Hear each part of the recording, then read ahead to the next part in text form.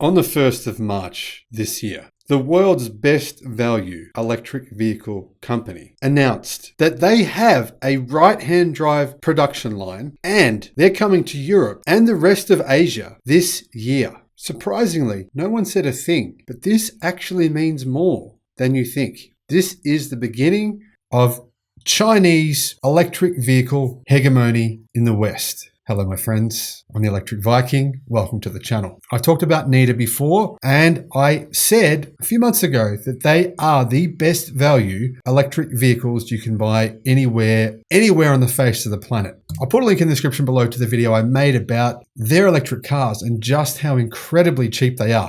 Now, as you know, BYD makes really, really good value EVs as well. But if you actually compare BYD's electric vehicles to Neta's, well, I don't know how Neta's doing it. They are so cheap for what you get. It is literally insane. If you tripled the price of their cars, if you literally tripled the price of their cars, they would still be good value in the West. That gives you some context of where they can go. Now, the scary thing is these guys are actually making a profit on their electric vehicles. In addition to that, they are ramping up at a rapid pace. In addition to that, they have partnered with the largest battery company on the face of the earth. In other words, CATL, right? They have a vested interest in the success of this company. In other words, if you are Ford, General Motors, Toyota, or any other legacy auto company, and you are trying to compete with Neta, you are also trying to compete with CATL. And that is very, very, very scary. On March the 1st, 2022, Neta Automobile held the NeTalks Neta Automobile Core Media Communication Conference at the Beijing Design Center.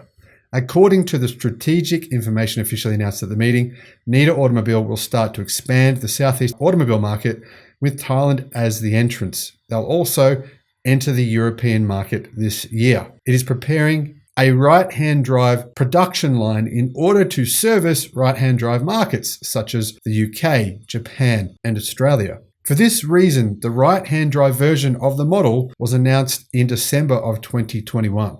At this meeting, Neta Auto announced that it will expand its sales channels to 250 cities in 2022, 250 global cities. In addition, it will increase its stores by a number of 100 and continue to promote the construction of Neta's power-up service. Neta is Horizon Auto's electric vehicle company, and in January of this year, they delivered 11,000 electric vehicles. That's an increase of 402% year on year. And it meant that they actually sold more than 10,000 EVs for 3 straight months in a row. In only one country, of course, China. The first model that Neta plan on selling overseas is the Neta S. This one is equipped with a 401 kilometer range battery, a 14.6 inch center screen, a 12-inch instrument screen, and it supports intelligent features including fixed speed cruise control, keyless entry, and buttonless start, according to Neta. It's pretty basic. However, hold on. The Neta S will apparently go on sale in Europe this year. The key, though, is the price.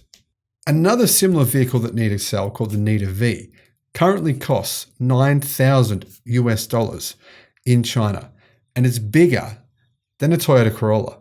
Another model, a mid-sized SUV that Neta sell, called the Neta U Pro, costs only $12,000 in China.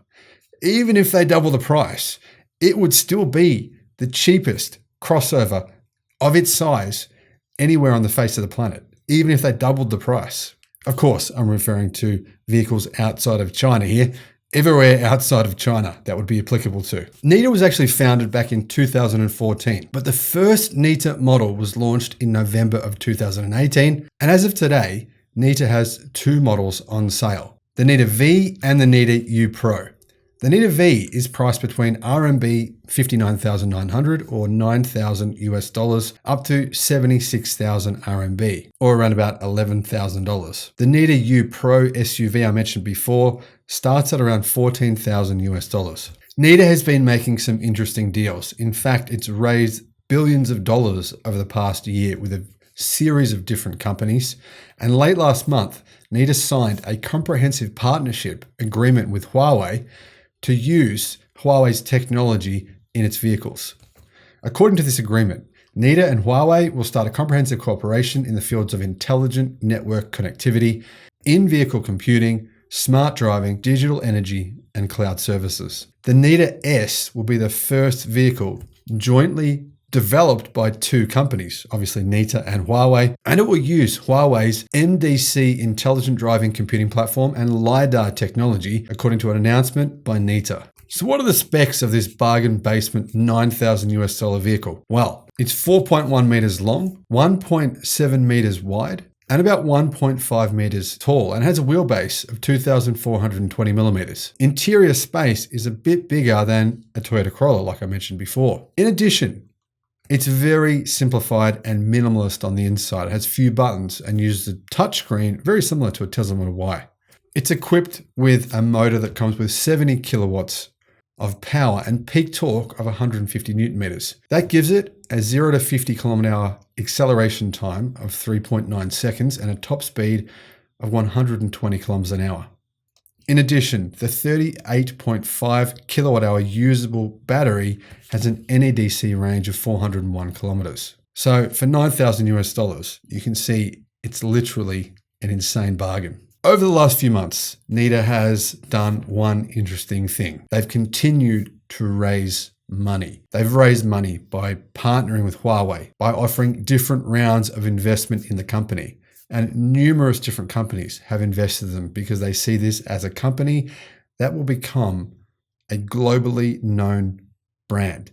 Why? Well, it's going to be one of the first vehicle companies on the face of the planet to offer affordable electric vehicles that the average person can actually afford to buy. Now, the crazy thing is, Neta's sales have increased every single month last year from February to December. For example, in February, they delivered 2,000 EVs. By November, they delivered 10,000, then 10,000 again the following month, then incredibly 11,000 in January, which is historically the second quietest month of the year in China.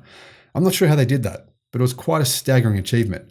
Then in February of this year, they delivered 7,117 EVs, which is incredible because it's a 410% increase versus the number of deliveries they had last February when they only delivered 2,000. You would think a car company like this, delivering this number of cars at this budget price, would just be offering budget specs and budget products. But the truth is, that is wrong. The top spec model, which is still less than $20,000, will come equipped with Huawei's MDC computing platform that has 200 TOPS of computing power, using 2 LiDARs, 5mm wave radars, 12 ultrasonic radars, 13 cameras, high-precision positioning units, and high-precision maps, according to information previously announced by the company. And they claim that the Neta S will be able to drive by itself using navigation-assisted driving on highways and city roads, as well as level 4 smart driving in parking and remote summoning scenarios.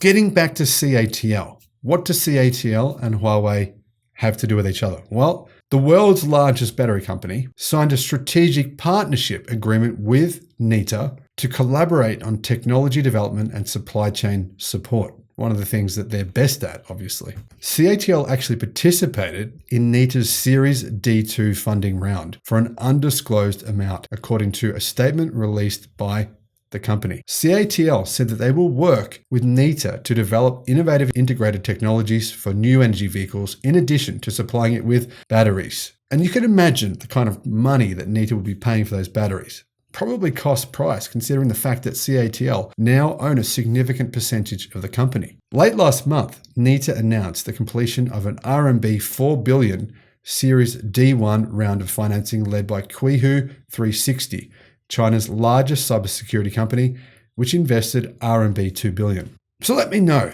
is this good news to you? Is it good news that soon you'll have more choice with electric vehicles being potentially much cheaper than they are now? Or is it maybe a little bit scary to consider the fact that the Chinese really are coming? It's really happening this year, and they really do plan on taking over a big part, if not most of the global automotive market. Thanks for watching. I'll see you on the next one. Bye-bye.